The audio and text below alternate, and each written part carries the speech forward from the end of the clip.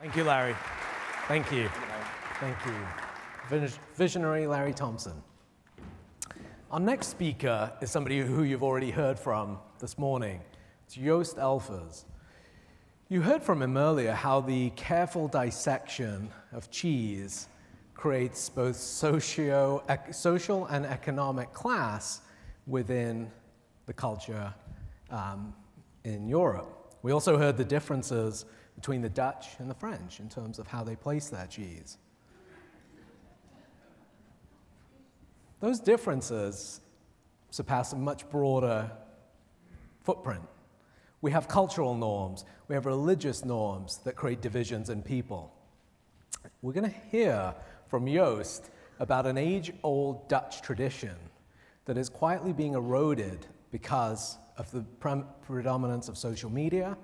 And what you're going to hear about is a festivity that happens just before Christmas with Santa Claus and Zwarte Piet. Without further ado.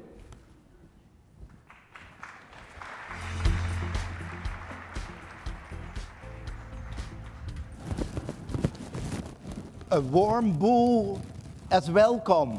Boo! Boo! I am Blackface from Holland.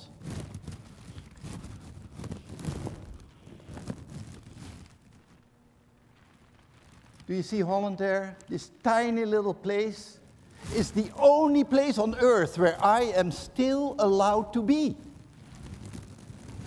Furthermore, 92% of the population stands behind me.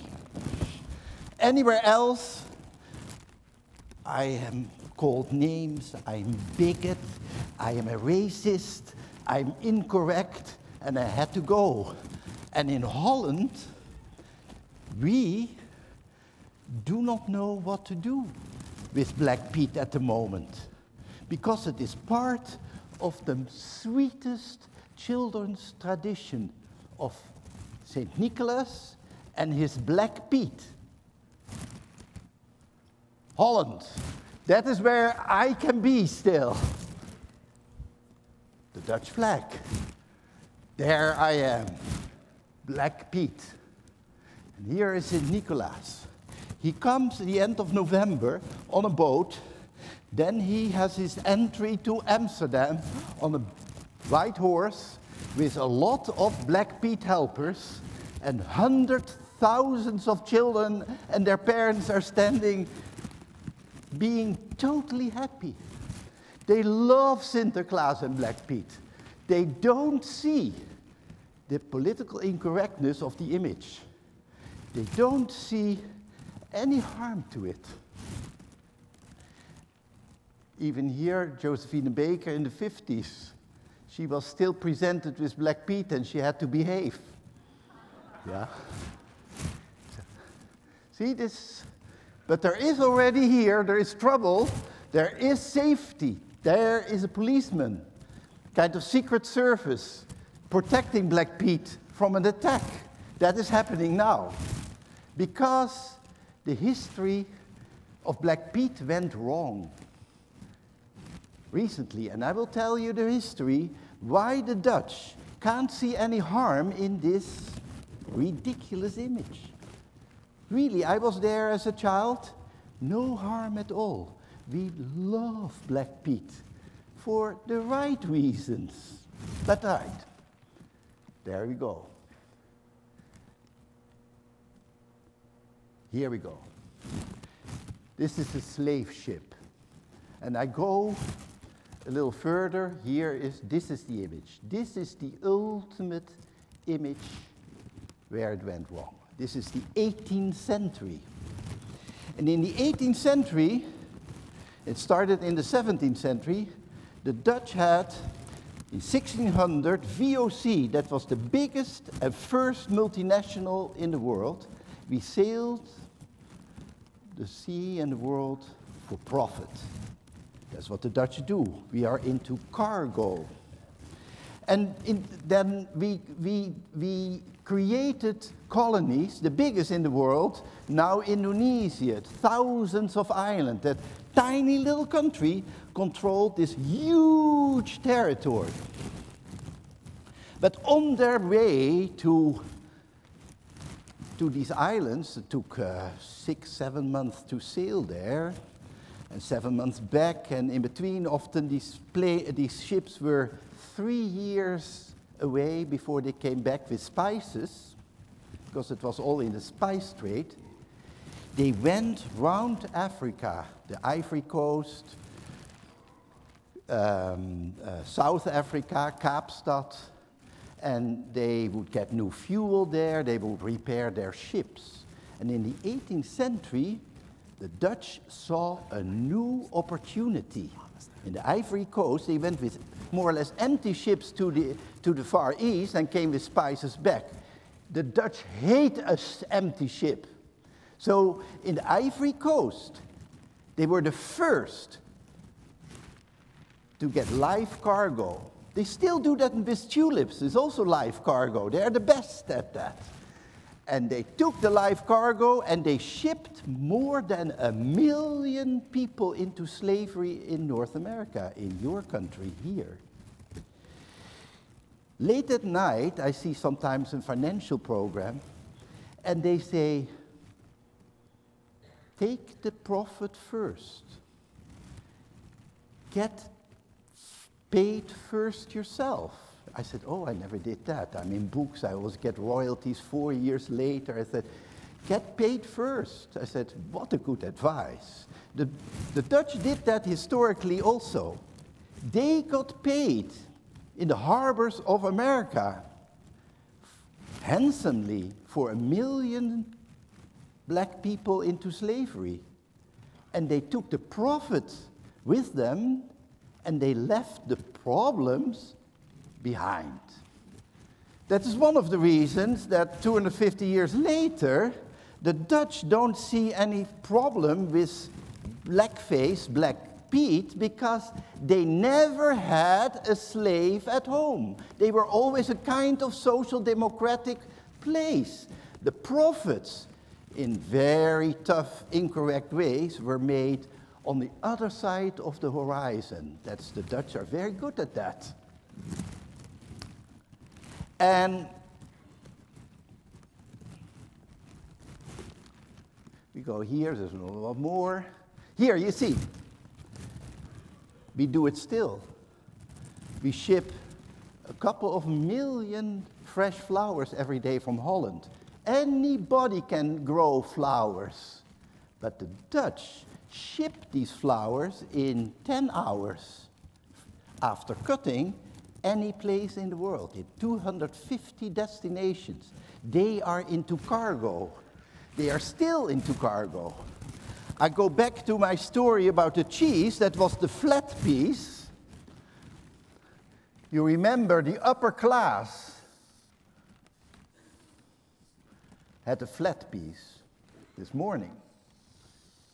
The flat piece is always bought at 2 or 3 in the afternoon, after lunch, because it has to be intact. Because if the businessman husband comes home unexpectedly, his wife would cut perfect cubes out of the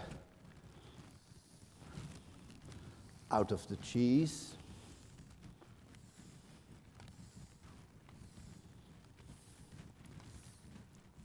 She would leave these incorrect pieces in the corner, never to be seen on the table. And then you get the ultimate Dutch ideal of the cube or the container ship with a Dutch flag up and a silver onion on top as the world. We conquer the world. And here's the ultimate Dutch perfection and control. And we square the circle of the big cheese to the ultimate little cube we are. Now, back to Piet. Then, on their way to America and back, and to Indonesia and back, They found other places where they had fortifications to fuel and repair the ships. Suriname, a small country on the tip of South America, and Curaçao. And then some of these sailors says, if these plantation holders in America make so a fortune with cheap or free labor, let us do it ourselves. So there were many, not so many as America, it was a small country, Dutch plantation holders, and they had ships or left a few of their the black merchandise, what it was to them, cargo. The Dutch are tough, and they used these people until 1862 on their plantations in Suriname. Then the Dutch state in Holland said, basta, it is enough, the end of slavery in the colonies.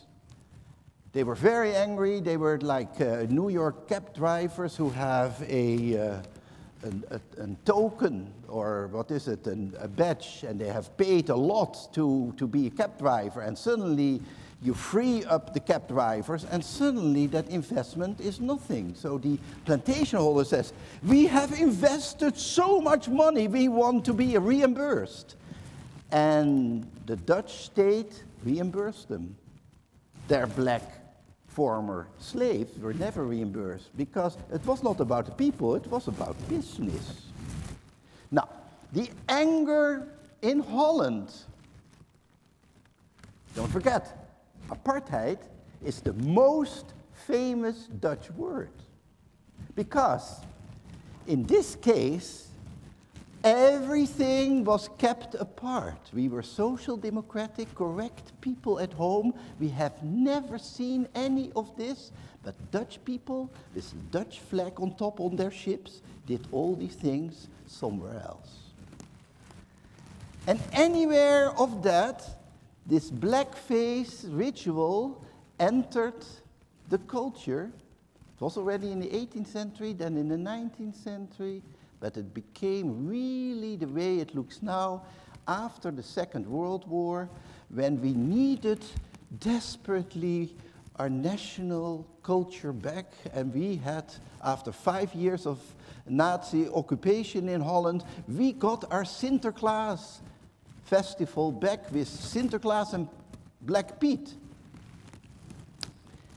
And then the Dutch made a historic mistake. Because in 1975, they gave Suriname, their last colony, freedom.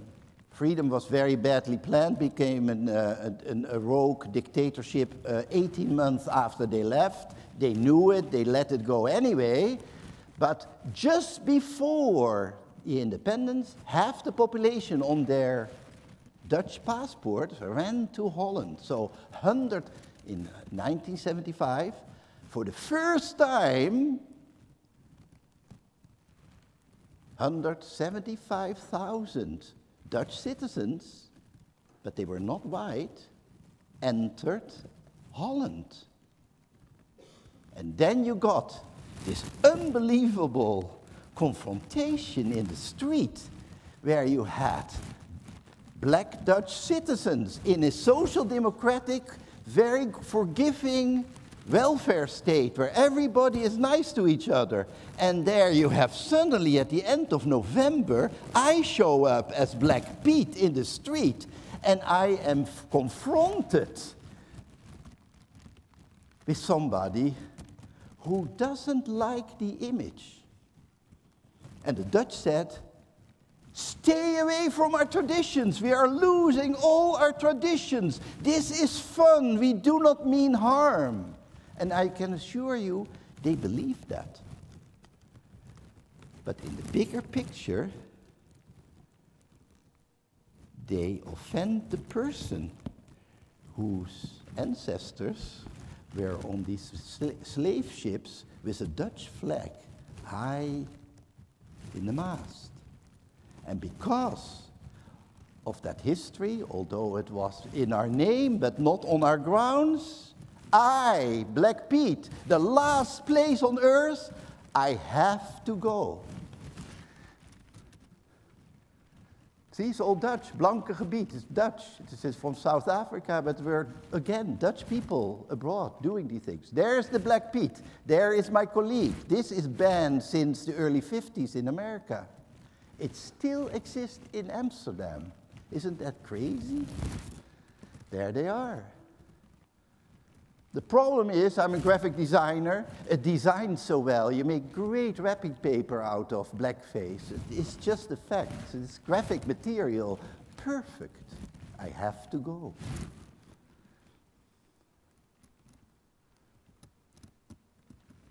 I don't want even to go that far that the federal flag, who had to go down, that the Dutch flag should go down too, because in name of that flag we have done all these things. I don't think that it will go that far. But it is that type of dialogue, although the people in Holland learn very slowly, and it will take probably the next 10 years of conflict in December before I am finally gone.